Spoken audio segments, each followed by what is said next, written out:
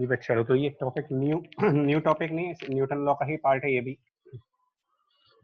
But circular motion के under में क्या करना है वो देखो आज, है ना।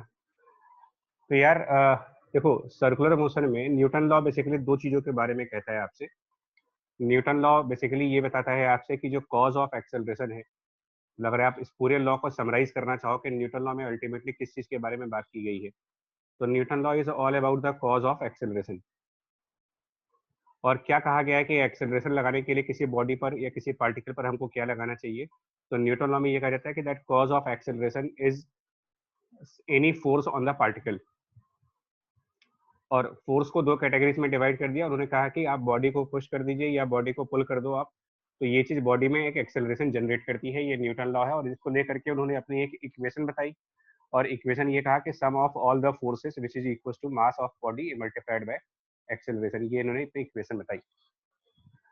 साथ में इन्होंने ये भी कहा था कि जो फोर्स है और जो एक्सेलरेशन है वो दोनों सेम डायरेक्शंस में होने चाहिए। ठीक है, फोर्स एंड एक्सेलरेशन की जो डायरेक्शन है वो सेम बननी चाहिए, मतलब रिजल्टेंट फोर्स और एक्सेलरेशन हमेशा सेम डायरेक्शन में होने चाहिए। अच्छा, यहाँ पर जो हम डिस्कस करने जा रहे हैं सेकंड पार्ट, एक्चुअली ये दो चैप्टर्स का मिक्स है। सेकंड पार्ट जो आप यूनिफॉर्म सर्कुलर मोशन की बात करोगे ना, ये हम लोगों ने काइनेमेटिक्स चैप्टर में डिस्कस किया था। तो काइनेमेटिक्स वाले चैप्टर में इसका एक प्रूफ था और उस प्रूफ में ये बताया गया था कि अगर किसी बॉडी का यूनिफॉर्म सर्कुलर मोशन डिस्कस कर रहे हो आप, यूसीएम जिसको बोलते हो, यूनिफॉर्म सर्कुलर मोशन, तो उसके अंदर एक एक्सेलरेशन आती है जो कि सेंटर की तरफ होती है और उसकी एक वैल्यू बताई गई थी काइनेमेटिक्स में कि एक्सेलरेशन और स्पीड का आपस में एक रिलेशन चलता है। मतलब एक्सेलरेशन ए और स्पीड वी, इन दोनों के बीच में एक रिलेशन डेवलप किया गया था इन टर्म, और साथ में रेडियस को लेकर के। तो रिलेशन ये आया था कि a is equal to v square divided by r, और इसको हम लोगों ने एक स्पेशल नाम दे दिया था, इसको एसी से डिनोट करके एक नाम दिया था इसको वहां पर। और इसको हमने एक प्रॉपर वर्ड से यूज करा था, सेंट्रीपिटल एक्सेलरेशन। ये काइनेमेटिक्स का पार्ट है। तो एक्चुअली आज क्या करना है ना, आपको इन दोनों को मर्ज कर देना है। मतलब आज के लेक्चर में ये दोनों टॉपिक्स मर्ज हो जाएंगे। काइनेमेटिक्स में जो लर्न किया है हमने वो, और न्यूटन लॉ में जो लर्न किया वो, इन दोनों लर्निंग्स को मिला करके एक नया चैप्टर बन गया, that is Newton law applied to the uniform circular motions. ठीक है, तो देखो यही चीज लिखी भी हुई है यहाँ पर that we found that a particle moving with uniform speed v in the circular path of radius r experiences an acceleration that has magnitude ac equals to v square by r, and this acceleration called as centripetal। And reason उसका था centripetal बोलने का क्योंकि AC जो है वो directed towards the centre of circle था। तो ये हम लोगों ने कहाँ पर फाउंड किया था यार? फाउंड मतलब कब कब निकाला था इसको, कौन से टॉपिक में एक बात कर रहे हैं हम लोग? वी फाउंड मतलब, तो वी फाउंड या फिर we derived it in the chapter of kinematics. याद है आपको ये डेरिवेशंस काइनेमेटिक्स चैप्टर में, लास्ट लेक्चर जो था? यस बोलो। सर, याद है सर। तो यस सर। है ना, प्रूफ ऑलरेडी हम डन कर चुके हैं, तो प्रूफ यहाँ पर नहीं लेंगे। इसका proof done in the kinematics chapter है कि why this acceleration is v square by r. और इस समय मेरा टारगेट क्या है now? We want to know the reason that is the force behind this acceleration. ये आपका टारगेट है, मतलब इस चैप्टर में जो गोल है, that is the goal of the present chapter is which force will create this acceleration. आगे बढ़ो, देखो एक एग्जांपल दिया हुआ है यहाँ पर। ठीक है, एक ball moving in the circle on the horizontal surface, right, a ball moving in the horizontal surface, इसका एक एग्जांपल है। तो इसके अंदर अगर आप नोटिस करो तो इस बॉल पर कौन कौन सी फोर्सेस लग रही होंगी यार इस बॉल में? मतलब ये बॉल स्ट्रिंग से अटैच्ड है, मतलब ये पर्सन है, पर्सन के हैंड में एक स्ट्रिंग है और वो पर्सन इस स्ट्रिंग से अटैच करके उस मास एम को रिवॉल्व करा रहा है हॉरिजॉन्टल सर्किल पर। ये मास इस तरीके से रिवॉल्व कर रहा है। तो काइनेमेटिक्स क्या कहता है कि ये क्योंकि ये मास सर्किल पर चल रहा, काइनेमेटिक्स का स्टेटमेंट, क्योंकि ये मास सर्किल पर चल रहा तो ये मास जो है एक एक्सेलरेशन एक्सपीरियंस करेगा और वो एक्सेलरेशन सर्किल की सेंटर की तरफ होना चाहिए। This is statement of kinematics. तो according to kinematics this mass has acceleration towards centre given by v square by r. ये हो गया काइनेमेटिक्स का स्टेटमेंट। बट न्यूटन लॉ कहते हैं कि एक्सेलरेशन के पीछे का जो रीजन है वो एक फोर्स होना चाहिए।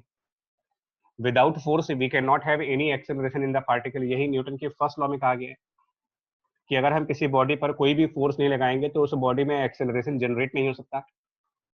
काइनेमेटिक्स कह रहा है कि बॉडी सर्कुलर मोशन कर रही है, बिकॉज डेफिनेशन ऑफ एक्सेलरेशन आप क्या देते हो, देखो अगर हम एक्सेलरेशन की डेफिनेशन पे जाएं कि किस तरीके से एक्सेलरेशन को डिफाइन किया गया है, और यहाँ पर दो बातें बड़ा क्लियर करना है, डेफिनेशन और लॉ में डिफरेंस है।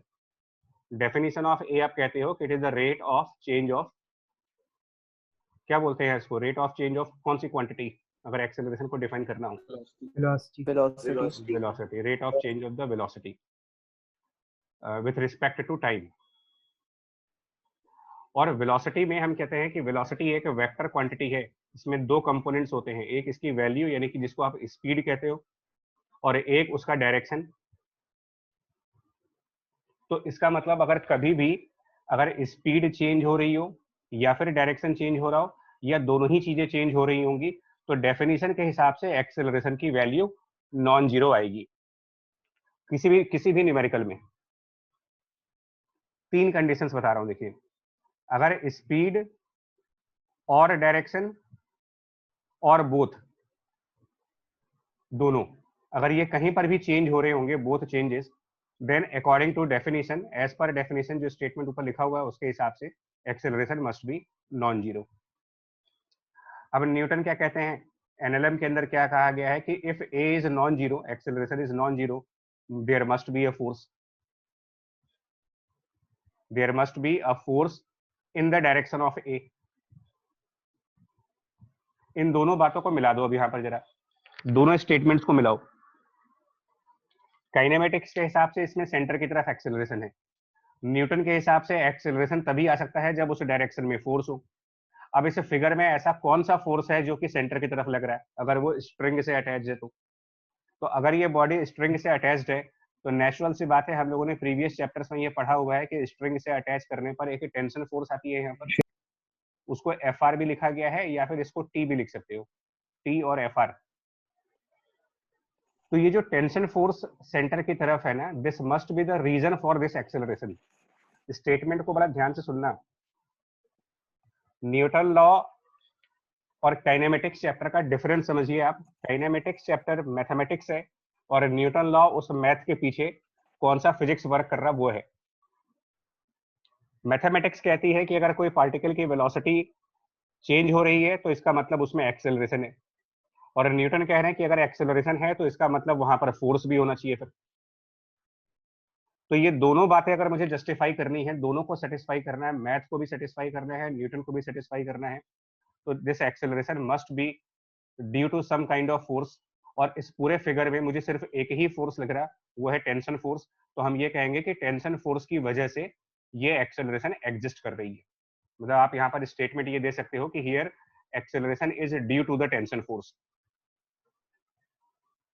अब क्योंकि एक्सेलरेशन टेंशन फोर्स की वजह से आ रहा है, तो न्यूटन लॉ ये कहते हैं कि एक्सेलरेशन में और फोर्स में एक रिलेशन चलता है, और एक्सेलरेशन एंड फोर्स का रिलेशन आप F equals to mass into acceleration कहते हो।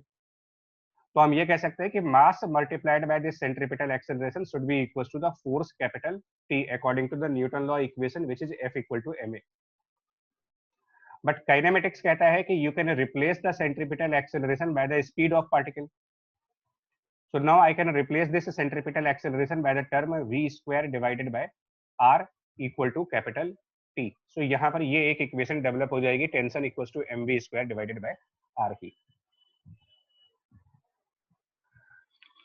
ठीक है, यहाँ तक पॉइंट क्लियर हुआ आपको? यहाँ तक का स्टेटमेंट क्लियर हो गया?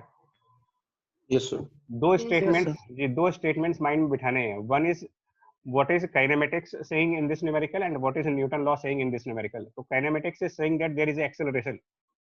Why there is acceleration? Because as per the definition there is a change of velocity, so there must be acceleration. This is according to the kinematics portion, definition portion जिसको कह सकते हो आप.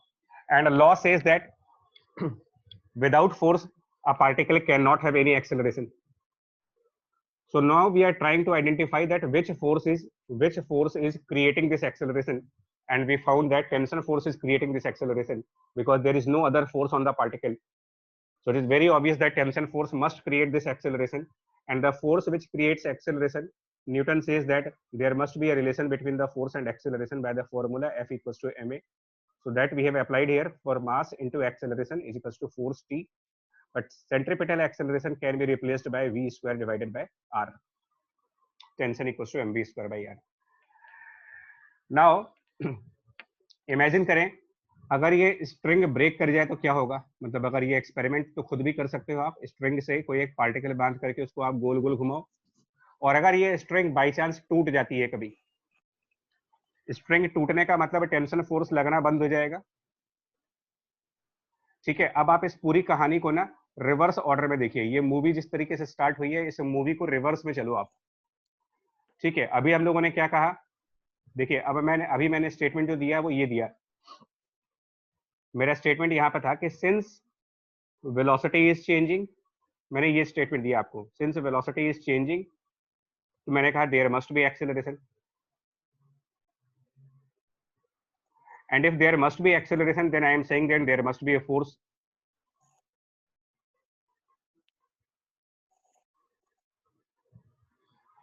ठीक है, और उसको हमने कहा कि वो यहाँ पर टेंशन फोर्स है, कैपिटल टी, इस तरीके से हमने कहा। अब इसको रिवर्स बोलता हूं मैं, इसी स्टेटमेंट को रिवर्स ऑर्डर में क्या बोलेंगे, ये कहेंगे due to capital T, due to tension force, उल्टा चलते हैं, due to tension force there is a force, and this force creates acceleration which changes the velocity. क्या दोनों स्टेटमेंट एक ही जैसे लग रहे हैं आपको? दोनों स्टेटमेंट बिल्कुल एक ही हैं, सेम स्टेटमेंट्स हैं? नो सर, नहीं, पहले स्टेटमेंट में क्या? हाँ सर, नहीं, हाँ तो है, लेकिन अगर आप इसको साइंस के नजरिए से देखो ना, कॉज एंड इफेक्ट, तो कॉज और इफेक्ट थ्योरी, साइंस में सब कुछ कॉज है और उसका इफेक्ट है। Velocity is changing, there must be acceleration and there must be a force. मतलब मैं क्या कहना चाह रहा हूँ, दोनों स्टेटमेंट सही तो है, बस नहीं सही तो है, लेकिन साइंस की नजर में ना ये थोड़ा सा डिफरेंट तरीके से देखा जाता है। क्या टेंशन फोर्स इसलिए लग रहा है क्योंकि यहाँ पे वेलोसिटी चेंज हो रही है? ऐसे पूछता हूँ आपसे कि क्योंकि वेलोसिटी चेंज हो रही है इसलिए टेंशन फोर्स लग रहा है, या टेंशन फोर्स लग रहा है इसलिए वेलोसिटी चेंज हो रही है? तो फोर्स लग रहा है इसलिए चेंज हो रही है।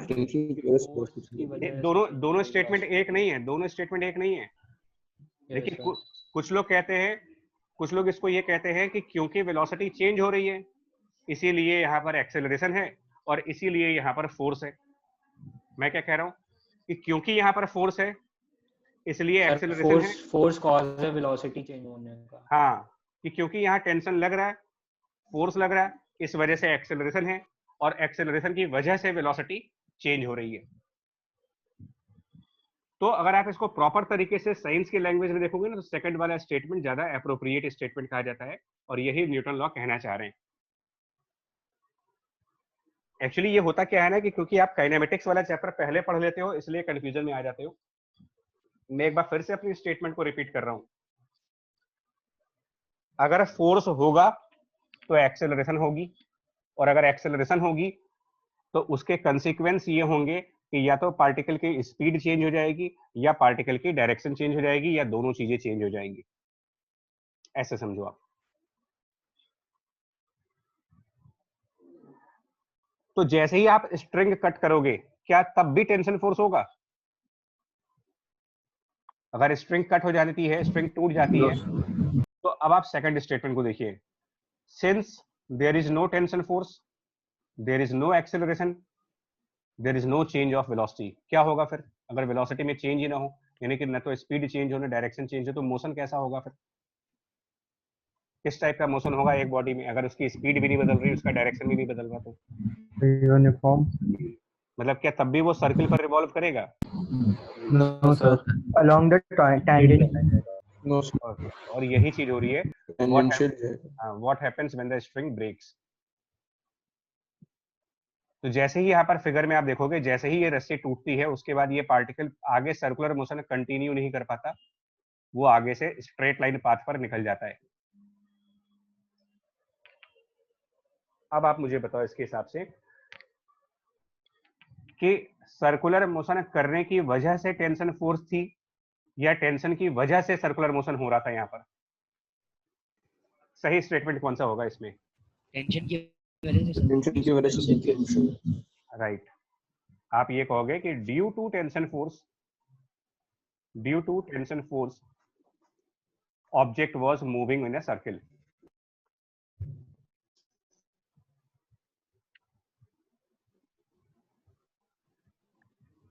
Object was moving in a circle, ये आप कह सकते हो।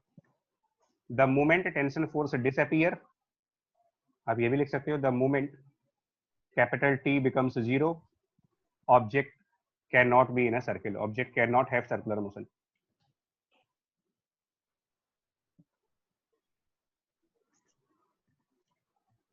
That means अभी आपको क्या समझ में आ रहा है कि क्या सर्कुलर मोशन करने के लिए किसी फोर्स की प्रेजेंस कंपलसरी है या नहीं है?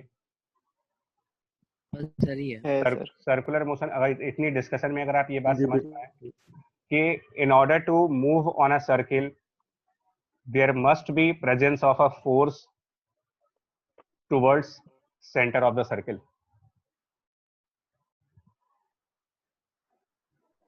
बोले? Yes sir. नेसेसरी है। हाँ जी।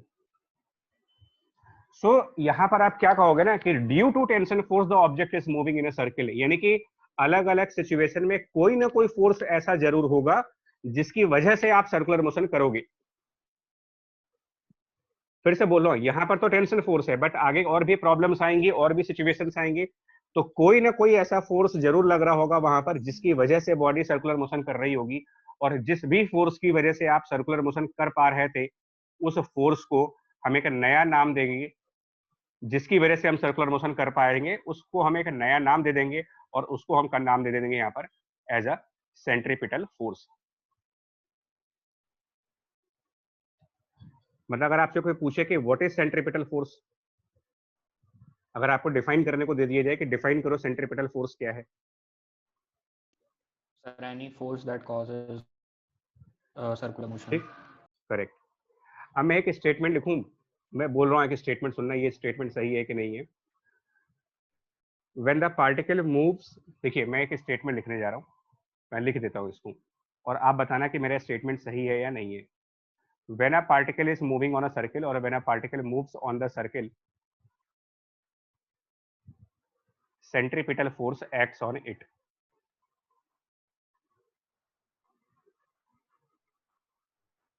ठीक है, ये मेरा पहला स्टेटमेंट हो गया। दूसरा स्टेटमेंट दे रहा हूं, ड्यू टू अ फोर्स, या फिर हो सकता है कहीं कहीं पर कम्बिनेशन ऑफ फोर्स भी आ जाए, कई सारी फोर्सेस मिल जाए वहां पर, तो ये भी एक पॉसिबिलिटी है, कम्बिनेशन ऑफ फोर्स भी हो सकता है। ड्यू टू अ फोर्स और combination of force towards centre, the particle can move in a circle.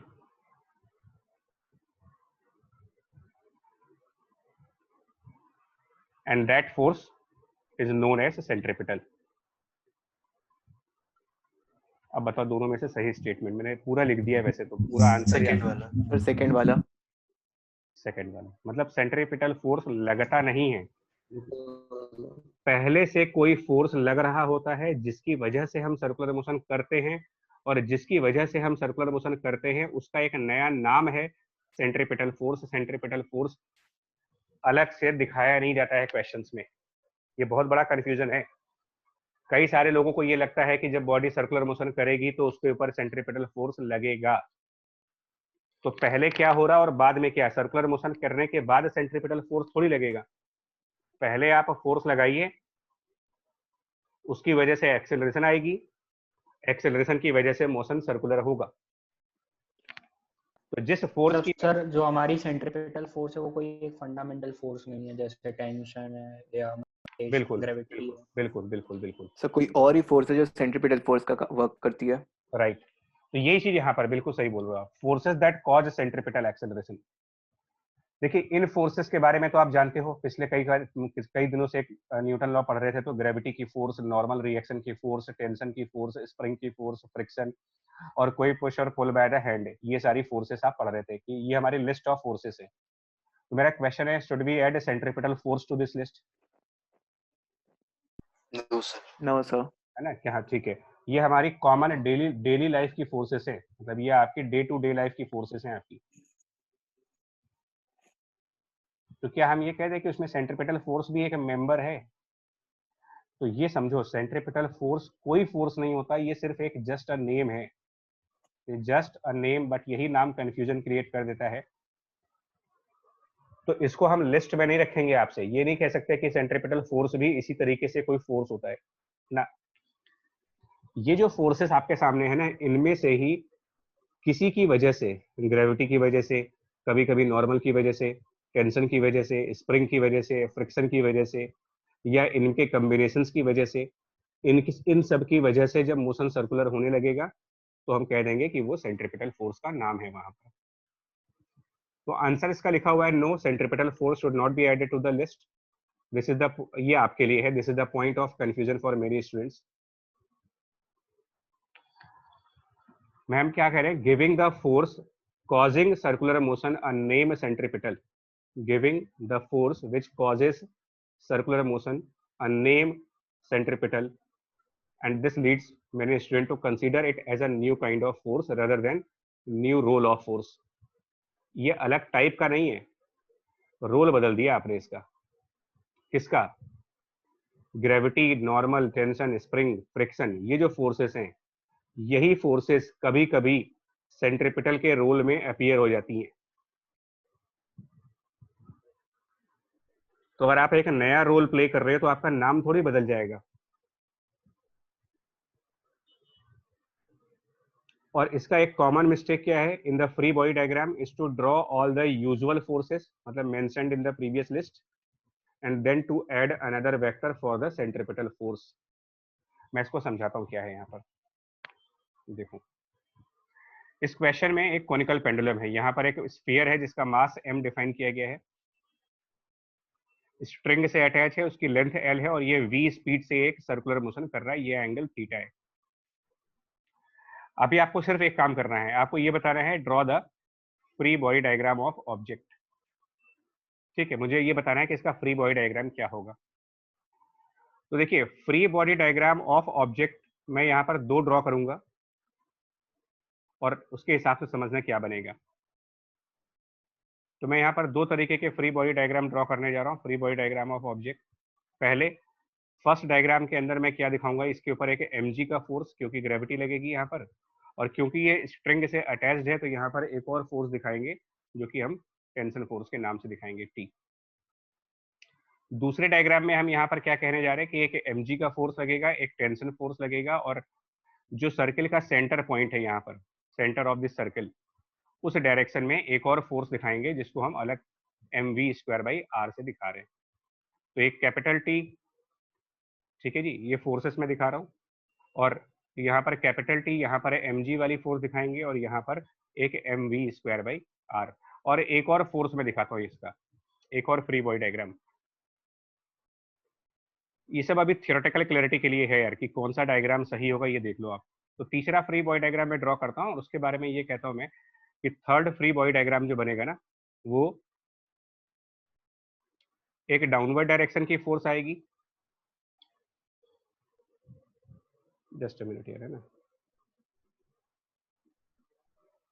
एक सेकंड यार, ये हाँ जी बच्चा, चलो बताओ। तीसरी फोर्स में हम ये दिखा रहे हैं, यहाँ पर थर्ड फोर्स में, यहाँ पर एक डाउनवर्ड डायरेक्शन में mg दिखाएंगे, राइट साइड पे टेंशन दिखाएंगे, और एक और कह सकते हैं कि सेंटर से बाहर की तरफ सेंट्रीफ्यूगल फोर्स, यानी कि mv²/r। अब बताओ इसमें से कौन सा डायग्राम सही है, कौन सा फ्री बॉडी डायग्राम सही है? First one. फर्स्ट वाला। फर्स्ट वाला ही करेक्ट डायग्राम है इसका। ये इनकरेक्ट डायग्राम है और ये भी इनकरेक्ट डायग्राम है।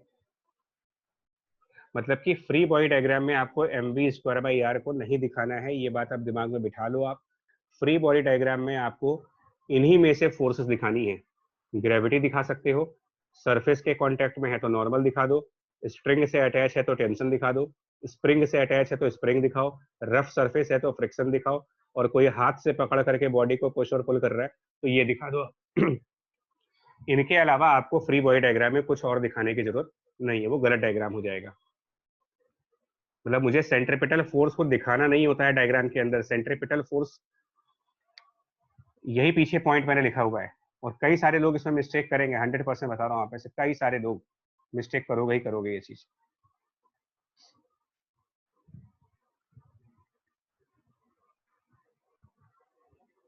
आई बात समझ में आ रही है चीज? Yes sir. चलिए अब आगे, यहाँ पर आपकी वर्किंग गाइडलाइंस हैं, तो इस पर मैं थोड़ी देर बाद आ जाऊंगा, वर्किंग गाइडलाइंस पर थोड़ी सी देर बाद, कि बिकॉज ये एडवांस लेवल प्रॉब्लम्स के लिए हैं, तो अभी बेसिक लेवल क्वेश्चंस करने के लिए इनकी नीड नहीं है मेरे को, फंडामेंटल से ही आ जाएंगे। तो सबसे पहले मैं आपको ना एक ऑर्बिटल वेलोसिटी का एग्जांपल लेके चल रहा हूँ, जो कॉमन एग्जांपल भी है, सैटेलाइट्स की ऑर्बिटल स्पीड, मतलब ये कितनी स्पीड से रिवॉल्व करते हैं। ऑर्बिटल स्पीड का मतलब होता है जिस स्पीड से सैटेलाइट अर्थ के चक्कर लगा रहा होगा, स्पीड ऑफ रिवॉल्यूशन, क्योंकि ये एक नेचुरल एग्जांपल है जहां पर सर्कुलर मोशन हो रहा है। Satellites are moving around the planets is a natural example of circular motion. तो इनको आप समझ सकते हो। जो आपकी लिस्ट है ना, पहले आप जब भी न्यूमेरिकल किया करो एक लिस्ट तैयार रखा करो, तो कभी भी ना आपका फ्री बॉडी डायग्राम गलत नहीं बन सकता कभी भी। आप लिस्ट तैयार रखो, लिस्ट में एक mg होता है, नॉर्मल, टेंशन, स्प्रिंग, फ्रिक्शन, और कोई भी अलग से अगर आप बॉडी को पुश कर रहे हो या पुल कर रहे हो तो ये। तो आप देखते जाओ इसमें कौन कौन सी फोर्स लग रही होंगी, है ना, यहाँ पर कौन कौन सी फोर्सेस लग रही होंगी। हालांकि सैटेलाइट्स में हम mg को रिप्लेस कर देते हैं, और mg की जगह ना ग्रेविटेशन का एक जनरलाइज फॉर्मूला है ग्रेविटेशन फोर्स का, वो होता है कैपिटल G, दोनों बॉडीज के मासेस का प्रोडक्ट। m1/2/r²। हाँ, दोनों फॉर्मूले एक ही हैं एक्चुअल में, दोनों सेम फॉर्मूले हैं, अलग फॉर्मूला नहीं होता ये। तो मैं अपनी चेकलिस्ट के हिसाब से यहाँ पर फोर्सेस ड्रॉ करने जा रहा हूँ, चेकलिस्ट के हिसाब से। तो सबसे पहले मैं दिखाऊंगा यहाँ पर ग्रेविटेशनल फोर्स को, किधर की तरफ दिखाएंगे, तो ग्रेविटेशनल फोर्स हमेशा अर्थ के सेंटर की तरफ। तो सबसे पहले आप यहाँ पर एक फोर्स दिखाओ, जिस फोर्स को आप कहेंगे ग्रेविटी की फोर्स, फॉर्मूला लिखेंगे G capital M small m divided by small r का स्क्वायर। तो लिस्ट वाइज बढ़ते जाओ। अब लगाओ, क्या यहाँ पर नॉर्मल का फोर्स लगेगा? तो सैटेलाइट sir. तो फ्री स्पेस में होते हैं ना यार, ये तो स्पेस में होते हैं, वहां कोई सरफेस तो होता नहीं है, Yes, sir. तो नॉर्मल नहीं लगेगा। ऑब्वियसली सैटेलाइट को रस्सी से बांध के तो घुमाते नहीं है, तो टेंशन नहीं होगा, स्प्रिंग नहीं होगा, फ्रिक्शन नहीं होगा। अगर हम ये मानते हैं कि एयर रेजिस्टेंस 0 है, नेग्लेक्ट कर देते हैं रेजिस्टेंस को, तो किसी तरीके का फ्रिक्शन नहीं है। तो इससे क्या होता है ना कि चेकलिस्ट से जब आप आगे बढ़ते हो तो आपसे कोई फोर्स गलती से भी छूटेगी नहीं। ऐसा नहीं हो सकता कि आपसे कोई फोर्स मिस कर गए हो और प्रॉब्लम गलत हो जाए। तो रेजिस्टेंस में नहीं है ऑब्वियसली, स्पेस में तो एयर रेजिस्टेंस होगी भी वैसे भी। नहीं थोड़ी बहुत होगी मान ले, तो भी उसको नेग्लेक्ट कर लीजिए और ये सब। Okay sir. हाँ, तो इसका मतलब मेरी लिस्ट के हिसाब से ये फोर्सेस आ गई। एक बार फिर क्या दिखाओगे इसके अंदर mv²/r? नो पीछे सर। No sir. तो अब मेरा डायग्राम No. पूरा हो गया, अब मेरा डायग्राम कंप्लीट हो गया ना। तो अब ये बताइए इस डायग्राम में कौन सा फोर्स ऐसा है जो सेंटर की तरफ जा रहा है इस पूरे डायग्राम में? ग्रेविटी। Sir gravitational force. तो जो ये सेंटर की तरफ फोर्स लगा हुआ है ना, it will cause circular motion. इसको कह सकते हो कि ये सर्कुलर मोशन को कॉज करेगा, और हम इसी को नया नाम दे देंगे, यानी हम ये कह देंगे कि इस क्वेश्चन में आप यहाँ पे कह सकते हो कि here the force of gravity, जिसको Gm1m2/r² से रिप्रेजेंट किया गया है, is playing the role of centripetal force. ये स्टेटमेंट कह सकते हो। यही मैं पीछे लिख रहा था कि कोई नया फोर्स नहीं है, कोई ना कोई फोर्स इस लिस्ट में से ही कोई फोर्स सेंट्रीपिटल का रोल प्ले करने लगेगी, और जो भी सेंट्रीपिटल का रोल प्ले करेगा उसको हम क्या करेंगे, उठा करके उस फोर्स को जो सेंट्रीपिटल का रोल प्ले करे उसको उठा करके कंपेयर कर दो mv² डिवाइडेड बाय r से। जैसे ही आप ये कंपैरिजन करोगे, एक r कैंसिल कर जाएगा, v की एक वैल्यू मिल जाएगी जो कि √g capital M divided by small r हो जाएगा, और इसको ऑर्बिटल स्पीड कह सकते हैं। यही एक्सप्रेशन सर कहलाता है आपका ऑर्बिटल स्पीड। हाँ जी। सर अगर ग्रेविटेशनल फोर्स उस पर बॉडी पर सैटेलाइट पर कॉन्स्टेंटली लग रही है तो सैटेलाइट अर्थ के पास क्यों नहीं आ रही है, वहीं पे एक ऑर्बिट पे क्यों रिवॉल्व कर रही है वो? सर वो बैलेंस हो किससे बैलेंस हो रहा है? वेलोसिटी। किससे बैलेंस हो रहा है बच्चे बताओ?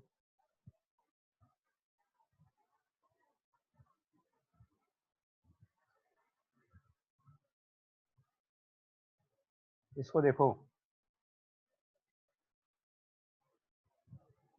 यहाँ पर स्ट्रिंग नहीं है तो क्या हो रहा है सिचुएशन?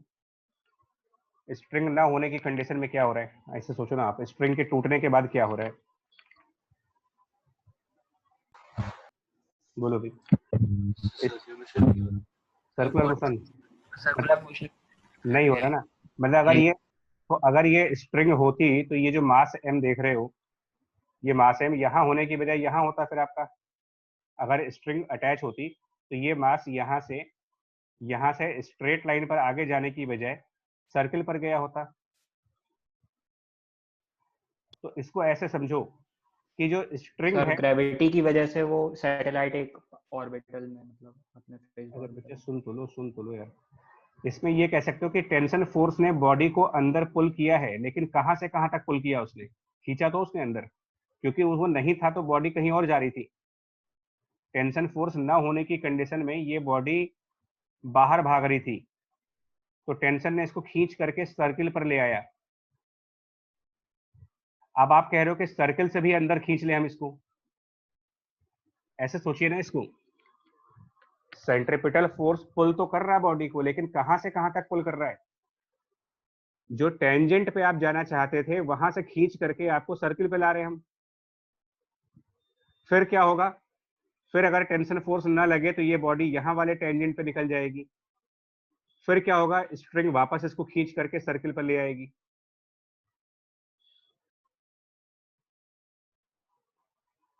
है ना? आप लोग को क्या लगता है कि स्ट्रिंग टेंशन लगाएगी तो ये बॉडी और अंदर जाएगी? नहीं भाई, ऑलरेडी पुल्ड है, वो पहले से ही पुल कर चुके हो आप। अगर ये स्ट्रिंग ना होती तो बॉडी सर्किल के बजाय बाहर मिलती, आपको यहाँ मिलती, तो वहां से अंदर खींच के तो ला रहे हैं इसको।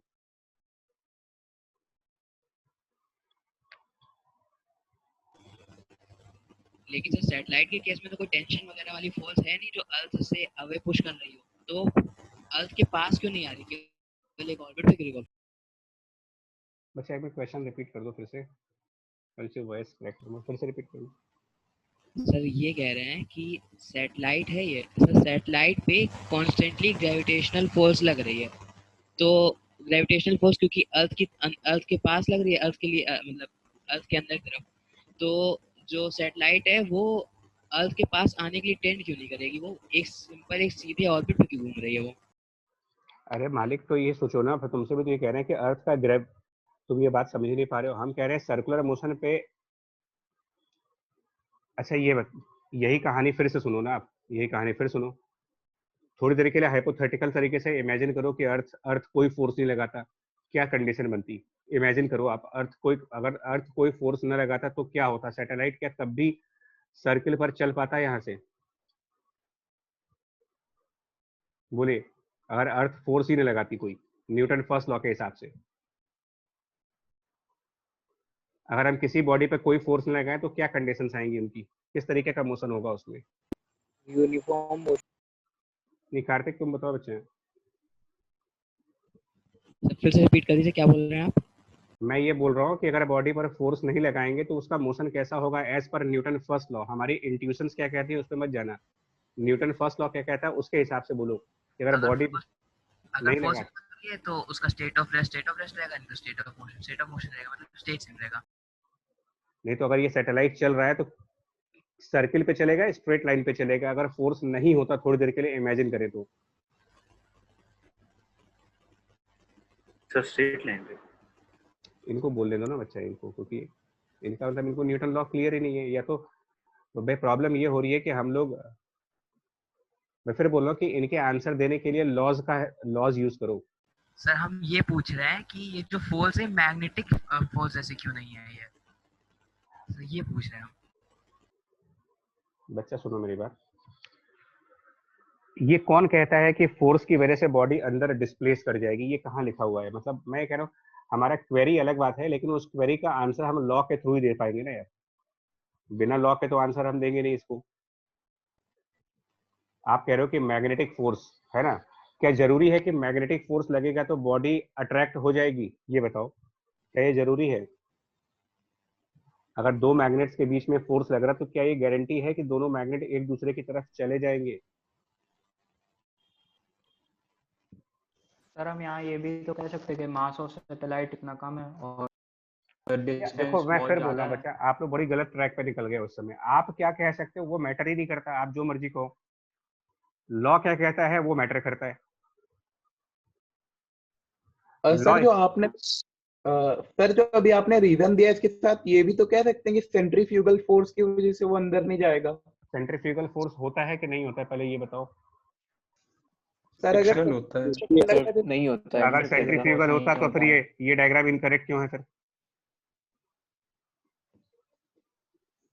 मैं फिर बोलो, देखो आपने क्या पढ़ा है, आपने क्या सुना है, वो सब किनारे कर दीजिए। आपने गलत पढ़ा है, गलत सुना है, उससे हमें कोई मतलब नहीं। मैं सिर्फ बात करूंगा तीन लॉज की, जिन तीन लॉज में से अगर वो लॉ यहाँ सेटिस्फाइड हो रहा है तो हमारा आर्ग्यूमेंट सही है। लॉ सेटिस्फाई नहीं हो रहा है, इसका मतलब आपके आर्ग्यूमेंट्स बेकार है।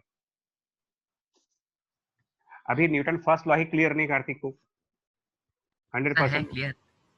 तो क्या, मैं वही तो पूछ रहा हूँ कि अगर ये मान लो ग्रेविटेशनल फोर्स नहीं होता तो सैटेलाइट की ट्रेजेक्टरी क्या बनती, कैसा पाथ बनता उसका?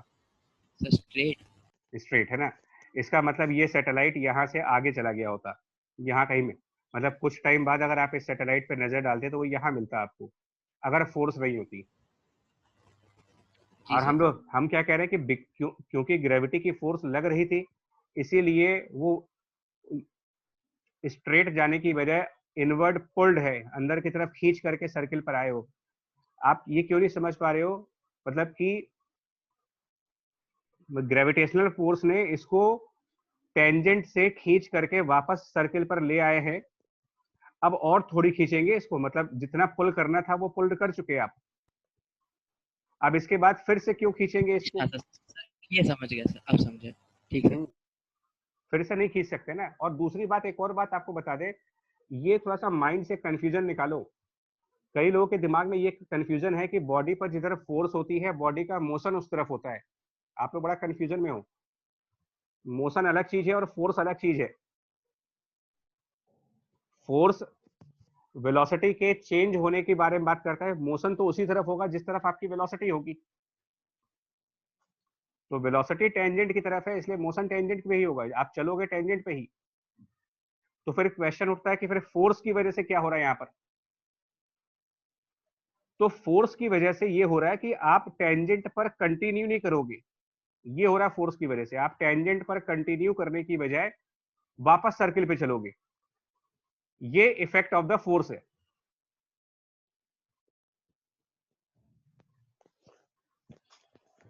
सर हम्म, सर ये बताइए, अगर अर्थ का मास इतना ज़्यादा बढ़ जाए कि उसका ग्रेविटेशनल फोर्स मतलब एक्सपोनेंशियल बहुत ज़्यादा बढ़ जाए, तो क्या ऐसा होगा कि वो एक इसको सैटेलाइट को एक मैग्नेट की तरह एकदम अट्रैक्ट कर लेगा, फिर वो ऑर्बिट में नहीं चलेगा? हम्म, वो किसी और रेडियस की ऑर्बिट पे चला जाएगा। तो मैं यही पूछ रहा था। तो रेडियस बदल जाएगी, रहेगा तो ऑर्बिट में ही, फोर्स तो लगी रहा ना उसके साथ। सर यही चीज पूछ रहा था मैं। बेटा ये, अब ये डाउट अलग था ना, आप डाउट एनीवे देखो इस सर क्वेश्चन। आपने अभी जो एक्सप्लेनेशन दिया सर, उसका फाइनल स्टेटमेंट क्या चीज फाइनल स्टेटमेंट, क्या मतलब उससे? क्या निकला सर? पूरा कंक्लूजन मुझे सर नहीं, इसका कंफ्यूजन नहीं, इनका डाउट ये था, सॉरी, इनका डाउट ये था कि ये जो फोर्स ग्रेविटी लगा रही है तो बॉडी अंदर क्यों नहीं जा रही है ना। तो हम ये कह रहे हैं कि बॉडी अंदर आई है, लेकिन आप उसको किसके रिलेटिव देख रहे हैं वो देखिए, टेंजेंट के रिस्पेक्ट में देखिए तो अंदर आई है। टेंजेंट के रिस्पेक्ट में तो बॉडी अंदर ही आ रही है ना, और कहाँ जा रही है? तो ये और ये क्या कह रहे हैं कि हम सर्किल से देखें, सर्किल से और अंदर आ जाए।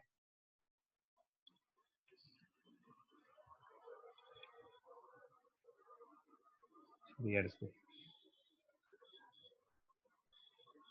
कोनिकल पेंडुलम के क्वेश्चन पे आओ। ये आप डाउट ही अलग पूछ रहे हो, डाउट का ही क्लैरिटी नहीं आ रहा है कि डाउट पूछना क्या चाह रहे हो इसमें। और अभी भी तुम लोग के दिमाग में क्या चल रहा है, अभी भी तुम्हारे दिमाग में क्या चल रहा है, मैं वही बता रहा हूँ। आपके दिमाग में ये लग रहा है कि क्योंकि अंदर फोर्स है तो अंदर मोशन होना चाहिए। तो पहले मैं तुम लोगों से एक रिक्वेस्ट करूंगा, ये डेफिनेशंस क्लियर करो पहले। मोशन में और एक्सेलरेशन में डिफरेंस है। मोशन का मतलब होता है वेलोसिटी से, और एक्सेलरेशन का मतलब होता है कि वेलोसिटी कैसे बदलेगी। मतलब अब हमारा मोशन पहले कहाँ हो रहा था, अब किधर होगा, ये फोर्स का इफेक्ट है। हम लोग सबसे बड़ा कंफ्यूजन ये है कि हम फोर्स को डिस्प्लेसमेंट का कॉज मान लेते हैं। हम ये मानते हैं कि जिधर फोर्स लगेगा उधर डिस्प्लेसमेंट होगा, ये हमारी अपनी सोच है। तो हम लोग के माइंड में डाउट भी यही रेज हो रहा है कि सेंटर की तरफ फोर्स लगे तो बॉडी सेंटर की तरफ चले। भाई क्यों चले? चलना मतलब वेलोसिटी, तो फोर्स से वेलोसिटी थोड़ी आ रही है। किसी बॉडी को पुश करने से आप उसमें वेलोसिटी थोड़ी लाते हो।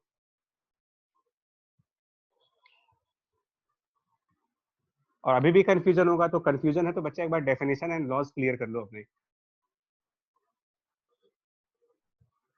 क्योंकि ऐसे मतलब देखिए, without definition and without laws किसी भी आर्गुमेंट मतलब पे जाना वेस्टेज ऑफ टाइम है, जस्ट वेस्टेज ऑफ टाइम है। आप कुछ बोलोगे, मैं कुछ बोलूंगा, मतलब ही नहीं उसका।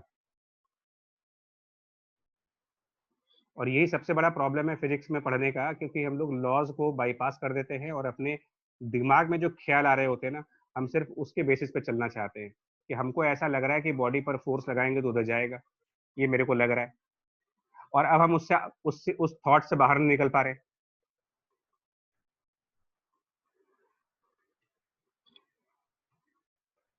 Thank you sir. नहीं, यहाँ पर कह रहे हैं find the speed v and tension in the spring. देखिए अब क्या करेंगे, इसकी वर्किंग मेथोडोलॉजी कैसी होगी। वर्किंग मेथोडोलॉजी, इसमें सबसे पहला काम न्यूटन लॉ की वर्किंग मेथोडोलॉजी में सबसे पहले काम यही होता है कि आप इसका फ्री बॉडी डायग्राम बनाएं। पहला स्टेप। तो सबसे पहले इसका फ्री बॉडी डायग्राम बनाएं, उसमें कौन कौन सी फोर्सेस दिखाएंगे। तो सबसे पहले में डाउनवर्ड डायरेक्शन में mg दिखाएंगे और इधर की तरफ t दिखाएंगे। मैं फिर से बोल दे रहा हूँ, गलती से भी इसमें सेंट्रीपिटल फोर्स ना दिखा देना, वरना पूरा पूरा डायग्राम गलत हो जाएगा। स्टेप नंबर 1 ये हो गया आपका। स्टेप नंबर 2 न्यूटन लॉ में आपको ये ऑब्जर्व करना पड़ता है। ऑब्जर्व करो कि डायरेक्शन ऑफ एक्सेलरेशन क्या है, यहाँ पर किस तरफ बॉडी में एक्सेलरेशन हो रही है, ये ऑब्जर्व करो। तो ये क्योंकि सर्कुलर मोशन है तो इसमें ऑब्जर्व नहीं करना है, कुछ कहीं कहीं पर देखना होता है और कहीं ऑब्जर्व नहीं करना है। तो यहाँ पर मुझे पता है कि एक्सेलरेशन जो है वो टुवर्ड्स सेंटर है, ये आपको पता है। ये स्टेप नंबर सी है, सेकंड स्टेप की मुझे पता है सर्कुलर मोशन है इसलिए एक्सेलरेशन सेंटर की तरफ है। अब स्टेप नंबर 3 जो हमने फ्री बॉडी डायग्राम बनाया है, इन फ्री बॉडी डायग्राम आप मुझे ये बताओ कि कौन सा फोर्स, विच फोर्स या उसका कंपोनेंट, कोई भी चीज, या तो फोर्स या फिर कंपोनेंट इज टुवर्ड्स सेंटर। आप देख के बताओ। ये मैं पहला एग्जांपल है इसलिए स्टेप लिख रहा हूँ, पहले एग्जांपल में स्टेप लिख रहा हूँ। तो देखिए, हाँ सेंटर यहाँ कहीं पर है, सेंटर। तो सेंटर की तरफ यानी कि टुवर्ड्स सेंटर कौन है, आप खुद देखो। जो आपने फ्री बॉडी डायग्राम बनाया है उसमें से कौन सा ऐसा फोर्स है जो आपको लग रहा है कि सेंटर की तरफ उसकी डायरेक्शन जा रही है, वो एरो सेंटर की तरफ जा रहा है। तो फिलहाल तो कोई भी नहीं जा रहा, ना तो mg सेंटर की तरफ है ना तो टेंशन सेंटर की तरफ है, कोई नहीं है इसमें से। तो विच फोर्स और कंपोनेंट इज टुवर्ड सेंटर, तो फोर्स तो कोई नहीं है, क्या किसी का कंपोनेंट आ सकता है सेंटर की तरफ? इन दोनों में से क्या कोई ऐसा फोर्स है जिसको अगर हम रिजॉल्व करें तो सेंटर की तरफ आ जाएगा आंसर? तो आंसर है कि हाँ, फोर्स आएगा। किसको रिजॉल्व करने? टेंशन, किसको? टेंशन। तो टेंशन को रिजॉल्व कर। तो इसका मतलब क्या करेंगे, इसको अब रिजॉल्व कर लिए, इस फ्री बॉडी डायग्राम को रिजॉल्व कर लिए। ये स्टेप नंबर 4 हो गया। स्टेप नंबर 4 पे रिजॉल्व कर लेते हैं। ये वाला स्टेप जरूरत पड़ने पे होगा, रिजॉल्व इफ नीडेड। और ये नीड कब आएगी, जब फोर्स सेंटर की तरफ नहीं है, मान लीजिए तब। तो हमने रिजॉल्व कर लिया। रिजॉल्व करने के बाद हमको यहाँ पर mg का फोर्स दिखेगा अब टेंशन का कंपोनेंट जब करोगे ना, तो वो कंपोनेंट एक बार करना, अगर ये एंगल थीटा है तो ऑल्टरनेट में ये एंगल भी थीटा होगा। रिजॉल्व करने पर ऊपर की साइड कंपोनेंट आएगा टी इंटू कॉस थीटा और राइट साइड कंपोनेंट आएगा टी इंटू साइन थीटा। अब इसमें से आप ये देखो कि कौन सा फोर्स सेंटर की तरफ है, तो टी साइन थीटा इसमें से टुवर्ड्स सेंटर है। जो फोर्स फ्री बॉडी डायग्राम के अंदर, फ्री बॉडी डायग्राम के अंदर जो फोर्स सेंटर की तरफ दिख रहा होगा वही सेंट्रीपिटल फोर्स है। दैट मीन्स पांचवा स्टेप जो आपका होगा, फिफ्थ स्टेप, इतना करने के बाद पांचवा स्टेप, अब आप इक्वेशंस बनाओगे, मेकिंग ऑफ इक्वेशंस। और उस मेकिंग ऑफ इक्वेशंस में क्या क्या करना है मेरे को, कैसे इक्वेशन बनानी है, तो जो फोर्स सेंटर की तरफ दिखे आपको, that is T sine theta, उसको हम कर देंगे equal to M we square by r. इसको कह देंगे कि यही सेंट्रीपिटल फोर्स है, पहली इक्वेशन। और दूसरी इक्वेशन क्या करेंगे, जो ये टी कॉस थीटा और ये एम जी है, तो ये आपस में बैलेंस करोगे, टी कॉस थीटा और एम जी को बैलेंस करना है। तो सेकंड इक्वेशन आपकी ये बन जाएगी T cos theta equal to m g, ये सेकंड इक्वेशन है। ये आपकी मेकिंग ऑफ इक्वेशंस है। मैं फिर से बोल रहा हूँ, फर्स्ट इक्वेशन मैंने क्या बनाई है, फोर्स टुवर्ड्स सेंटर, मैं वर्ड्स में लिख दे रहा हूँ इसको, force which is towards centre is equal to M we square by R. अब अलग अलग क्वेश्चन में यहाँ पर अलग अलग फोर्सेस आएंगे। इस क्वेश्चन में टेंशन आ रहा है, किसी क्वेश्चन में कोई और फोर्स आ जाएगी, बट आपके वर्क करने का तरीका यही रहेगा, स्टेप्स यही रहेंगे। पहले फ्री बॉडी डायग्राम, और ये पहले मैंने बता रखा है कि फ्री बॉडी डायग्राम में M we square by R को नहीं दिखाया जाता कभी। फ्री बॉडी डायग्राम में क्या क्या दिखाना होता है, कौन कौन सी फोर्सेस दिखानी होती है, तो इसका आंसर पीछे है कि आपको फ्री बॉडी डायग्राम में कौन सी फोर्स दिखानी है। तो अगर ग्रेविटी है तो वो दिखाओ, नॉर्मल है तो वो दिखाओ, टेंशन है तो वो दिखाओ, स्प्रिंग है, ये इनमें से दिखाओ।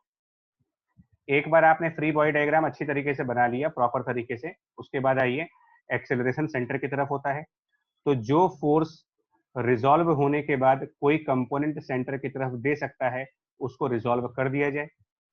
करने के बाद फोर्सेस जो सेंटर की तरफ लगेंगे उनको कंपेयर करना है M we square by R से, और बाकी सारी फोर्सेस को बैलेंस करना है। ये हमारी इक्वेशंस बन जाएंगी। इस क्वेश्चन में एक पार्ट और बचा है, वो मैथमेटिकल स्टेप है।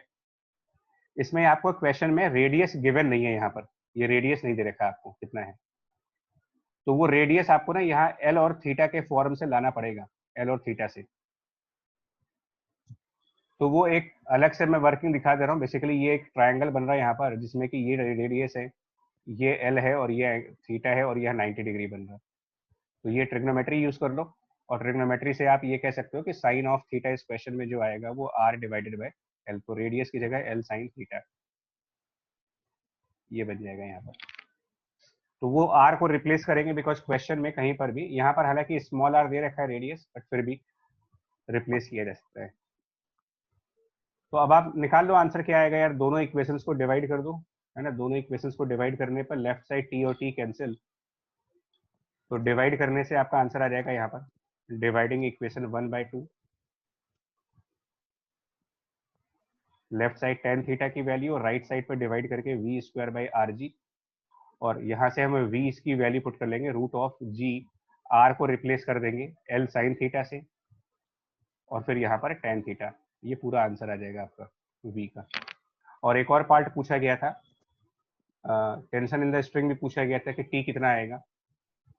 तो टेंशन इन द स्ट्रिंग तो डायरेक्टली सेकंड इक्वेशन से ही आ रहा है, so T equal to m g divided by cos theta. ये दो आंसर्स आ गए आपके। नेक्स्ट पार्ट, ये एक रियल कोनिकल पेंडुलम का रियल एग्जांपल है। ये चाइल्ड प्ले कई लोगों ने किया होगा, आप में से बहुत सारे लोगों ने इस तरीके से झूला झूला होगा। तो यही कोनिकल पेंडुलम है इन द रियल लाइफ, ठीक है जी। इसके अंदर अगर आप बनाओगे ना, तो इसके अंदर मतलब अगर दिखाना चाहें तो इसमें क्या होगा, देखो किसी भी एक चाइल्ड का डायग्राम ले लो आप, किसी भी एक चाइल्ड का डायग्राम। तो हम फोर्सेस यहाँ पर दिखा रहे हैं एम जी, और एक स्ट्रिंग में टेंशन फोर्स, रियल लाइफ के हिसाब से कनेक्ट करके दिखा देते हैं। तो ये कैपिटल टी और यहाँ पर एम जी, बस यही दो फोर्सेस दिखाओगे, इसके अलावा कुछ नहीं। सेंटर यहाँ कहीं पर है, क्योंकि ये जब रिवॉल्व करते हैं तो ऐसे ऐसे घूमता है ये, है ना। इसमें तो आप में से कई लोग, आप में से कुछ ना कुछ लोग तो ऐसे होंगे, कोई ना कोई जिसने कभी इसको एंजॉय किया होगा, ठीक है, बचपन में या कभी भी। तो सेंटर ऑफ सर्किल यहाँ पर है, ये इसका रेडियस है।